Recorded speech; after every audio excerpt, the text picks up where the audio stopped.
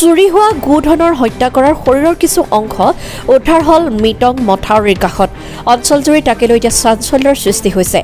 Amguri ১ number Chintamani গড়ত দীৰ্ঘদিন ধৰি গৰু চুৰিৰ ঘটনাই ৰাইজক বৰকৈয়ে ক্ষতিগ্ৰস্ত কৰিছে।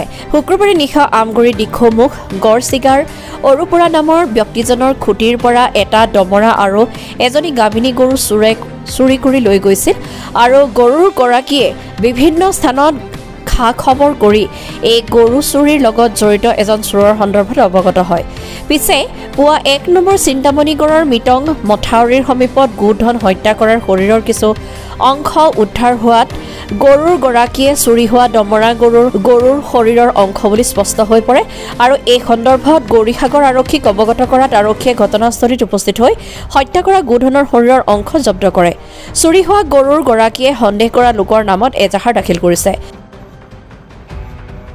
গৌৰীসাগৰৰ পৰা Saddam Ali report, Assam north east news live. শুকুৰবাৰে দুটা গৰু অৰূপ বৰাৰ হৰাই। গৰু দুটা বিচাৰ বিচাৰি কৰোঁতে শনিবৰীয়া বজাৰত অৰূপ বৰাই আৰু তেওঁ ককায়েকে সৈতে বজাৰত গৈ পিনি আমাৰ বেপাৰী সন্থাক সোধ পোছ কৰাত তেতিয়া বেপাৰী সন্থাই যেন কয় ৰাতি 2টা বজাতে এখন গাড়ী আহিছিলে, সেইখন গাড়ীতে গৰু আহিছে কিজানি বুলি সন্দেহ কৰে।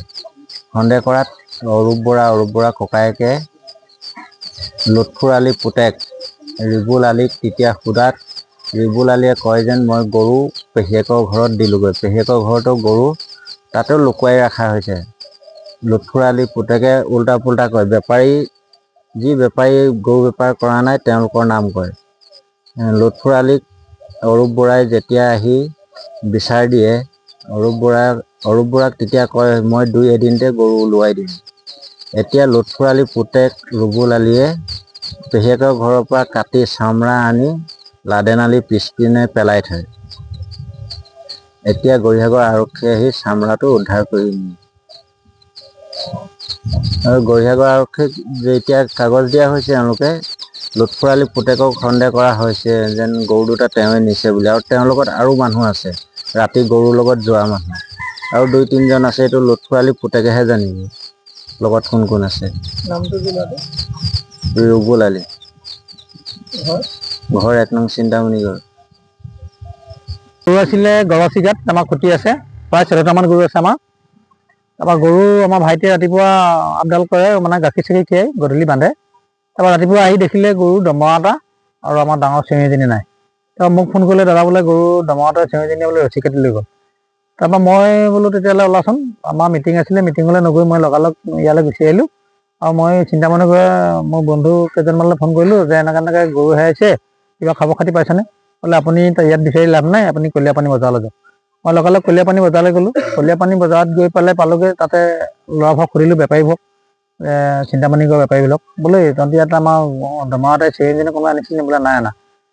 এতিয়া কেনেকৈ হ'ব, তহঁতি উলিয়াই দে গৰুটো। তেতিয়া তাতে দুটামান ল'ৰাই ক'লে যে আমাৰ গাঁৱৰ পৰা, তহঁতৰ গাঁৱৰ পৰা কেইখন গাড়ী আহে? বোলে আমাৰ গাঁৱৰ পৰা 6-7খন গাড়ী আহে বুলি ক'লে। তাৰপৰা গাড়ীকেইখনৰ নাম্বাৰলৈ মই ফোন কৰিলোঁ এটাকে। তেতিয়া ক'লে বোলে আমাৰ এটা ল'ৰাৰ নাম ক'লে এইটো বাপেকৰ নামটো আছিলে লুৎফুৰ আলীৰ পিতেক, তাৰ নামটো কি আছিলে? ৰুবুল আলী। ৰুবুল আলী গাড়ীখন পালোঁ, তাক সুধিলোঁ বোলে তই গৰু আনিছিলি? বোলে আনিছিলোঁ। কেইটা বজাত আনিছিলি? বোলে মই অলপ তই সোনকালে গাড়ীখন বোলে আনিছোঁ। হয়।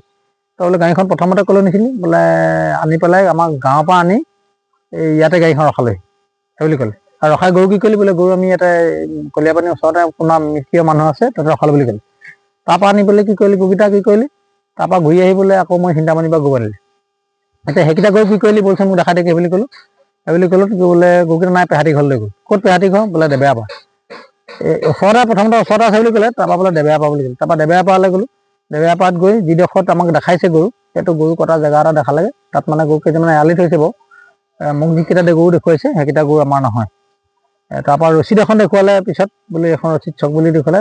আমাৰ গৰু হেৰাইছে দমৰা এটা চেউৰী, তাহাঁতৰ তাত মানে লিখিছেও দমৰা নাই, মাইকী গৰু 2দিনমান মোক দেখালে, তেনেকৈ দেখুৱাইছে। তাৰপিছত মই সুধিলোঁ তই প্ৰথমতে কাৰ পৰা আনিছিলি গৰুটো?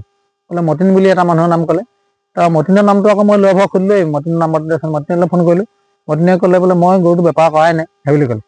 তাৰপিছত এতিয়া মই সেইটো কাৰণে তাকে মই সন্দেহত ৰাখি মই বাটা ফাটক মানে গোটাই পেলাই আৰু তাহাঁতৰ গাঁৱৰ কেইজনমান মানুহক গোটাই পেলাই ক'লোঁ যে মোৰ গৰুকেইটা উলিয়াই দিয়া, তেনেধৰণে জিন্দাকৈ উলিয়াই দিয়া, মই বাৰু একো নকওঁ, যেনে গৰুকেইটা পালে হয় সেই বুলি ক'লোঁ। কোৱাত তাহাঁতি 2-3 দিন কথা বতৰা পাতিলে। শনিবাৰৰ পৰা আজি সোমবাৰ হ'ল, কথা বতৰা পাতিলে, দেউতাকো পাতিলে সম্ভৱ। ল'ৰাটোৱে সঁচা কথা নক'লে। নকোৱাৰ পিছত ময়ো ইয়াতে মানুহক কৈ থৈছোঁ যেনে উদ্ধাৰ কৰিব লাগিব বুলি। আজি মোক এজনী মানুহে ফোন কৰিলে, দাদা বোলে এই আপোনাৰ গৰুটো হেৰাইছে যেন, তাতে বোলে কিবা এটা পাইছোঁ আহকচোন। মই আহি চালোহি যে ক'ত আছে বোলে আমুকত।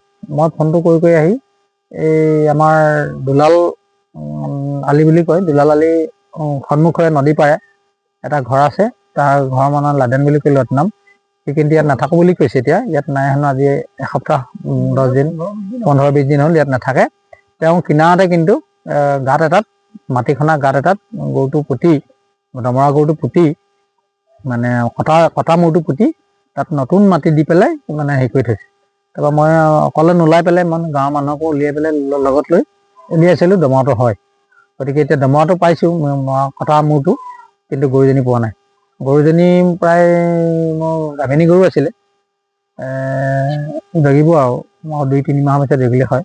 তাৰপিছত দমৰাটোতো ডাঙৰ দমৰা, আৰু বহুত দামী দমৰাই আছিলে। এতিয়া গৰুক লৈ বৰ্তমান বজাৰক লৈ বহুত দামী দমৰা আছিলে, 30-35 হাজাৰ টকা পালোঁ হয়। তেতিয়া আজি মই পুলিচ গৈছগাঁও থানাৰ লগত কথা বতৰা পাতি গৈছগাঁও থানাই গৰুটো ইয়াৰ পৰা মৃত অৱস্থাত মূৰটো লৈ গৈছে ৰাইজৰ সাক্ষাতত। সন্দেহ মানে মই সেই যিটো ল'ৰাৰ নাম কৈছোঁ, ৰুবুল আলি বুলি কয় ল'ৰাটো, একদম চিন্তামণি ঘৰতে। দেউতাকৰ নাম লুৎফুৰ ৰহমান আলি, লুৎফুৰ আলি। তেখেতকে মই কৈছোঁ কথাটো যে মোক গৰুটো হেৰি কৰি দিবলৈ। তেওঁ ইয়াত আছে বুলি মই ভাবিছোঁ। আৰু দুটামান তাৰ লগতে আছে, মিতিৰ কুটুমৰ তেওঁলোকৰ নামকেইটা কি আছিলে মই ভবা নাই চাগে মানে।